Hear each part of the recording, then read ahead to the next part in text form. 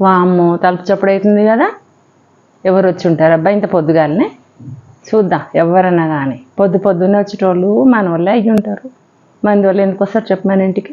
చుట్టాలు అయితేనేమో పొద్దుగాల వస్తారట, మనకు పడని వాళ్ళు అయితేనేమో మంచిగా బాగా తిని వస్తారట. పోయి తీసి చూద్దాం అంతి. ఎవరయ్యా నువ్వు?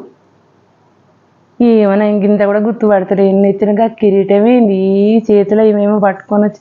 ఎవరు నువ్వు? ఏంది? యమధర్మరాజువా? నిజమేనా?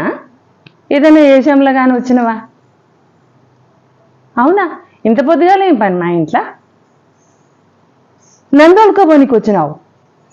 నన్నా? మాట్లాడినావు కానీ ఊక పొద్దుగానే చెప్తున్నావు. పొయ్యి మీద పాలగిన్నె ఉంది, గా పాలన్నీ మాడిపోతాయి. ఇంకో నేను మాట చెప్తా, ఇవి ఎప్పుడంటే అప్పుడు అట్లా తోలుకపోయి ఏమైనా బాగాలేదు. గా పాలు బంద్ చేసి నేను నీ ఎమ్మడి వస్తా. ఇవాడ కూర్చో కుర్చీలో, సరేనా? ఇగో పాలన్నీ అట్లా మాడిపోయి బొగ్గులైతే పిల్లగాళ్ళు ఏం తాగుతారు? చాయ్ పెట్టుకున్నట్టు గిన్నె ఉండాలి కదా. ఇక నువ్వు అన్నట్టే టక్కుని రావాలంటే నాకు తీరదు. కానీ అక్కడ కూర్చో, నేను పాలు వేడి చేసుకొని నీ గురించి చాయ్ సుక్క పోస్తుంది. కూర్చోడా? చాయ్ పెట్టగానే రా అంటవేంది? మరి గిన్నె ఎవడు దోముతాడు? నీ అయ్య దోముతాడా? గిన్నెలు దోమద్దా? మళ్ళీ మా ఆయన వచ్చి ఊకుంటాడా ఏంది? ఇక నేను వస్తుంది ఊరికే నువ్వు పరేషాన్ పెట్టకుండా అక్కడ కూర్చో, లొల్లి పెట్టకుండా నేను వచ్చి చేస్తా. కానీ కాకుంటే నువ్వు కూడా పోయేది నా పని చూసుకోపో. పో గట్ల పోయి మీ చుట్టపక్కలుంటే మాట్లాడుకొని రాపోయి లోపల జబ్బున 2 గిన్నెలు బెర్రబెర్ర దోమేసి నీ వెనకాల పడొస్తా. ఇక మళ్ళీ వాళ్ళు పోయి వచ్చి గిన్నెలు దోమకాలంటే మస్తు పరేషాన్ పడతారులే.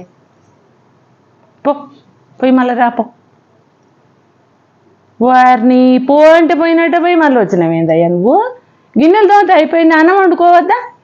వాళ్ళు పోయి వస్తారు, ఇంత బుక్కడంత అన్నం వండుకోవాలి కదా. మరి లేకపోతే నాకు కూడా మస్తు ఆకలి అవుతుంది, నీ కూడా ఇంత అన్నం పెడుతుంది. వాళ్ళు మస్తుగా ఆకలి అవుతుంది.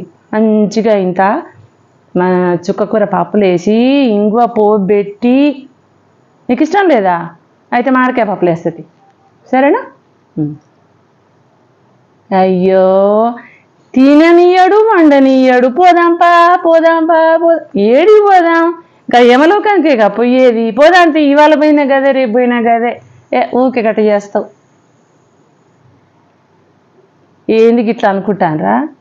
మనకు దేవుడు కనబడి నేను తీసుకుపోతున్న రానడు అనుకో, మనం గిట్లనే చేస్తాం. మనకు ఎప్పుడు పనే ఉంటుంది, తెగనేదే కాదు మనకు పని. ఓ దానంబడి ఒకటి పని ఉండనే ఉంటుంది. మనకి ఇంకా 50 ఏళ్ళు అవసిచ్చినా కూడా మన పని తెగదు. అందుకని దేవుడు ఏం చేస్తాడంటే చెప్పబెట్టకుండా తీసుకుపోతాడు. మనం బడిలో ఉన్నా తీసుకుపోతాడు, గుడిలో ఉన్నా తీసుకుపోతాడు, ఆఖరికి బాత్రూంలో ఉన్నా తీసుకుపోతాడు. ఇప్పుడు అర్థమైంది ఎందుకు మనం చెప్పకుండా దేవుడు తీసుకుపోతాడో? మనం ఆయన మాటని గెలవనీయం, ఏదో ఒక వంక చెప్తాం. అందుకని చెప్పబెట్టకుండా ఎప్పుడంటే అప్పుడు తీసుకుపోతాడు గది.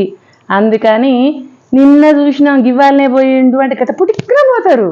ఇప్పుడు అర్థమైందా దేవుడిని తీసుకుపోతాడా చెప్పకుండా? గట్లా మీకు అర్థం కావాలని కదా. అందుకని దవదా పని చేసుకోరు, ఎవరిని ఎప్పుడు తీసుకుపోతాడో తెలియదు కదా. సరేనా? ఉంటా మరి.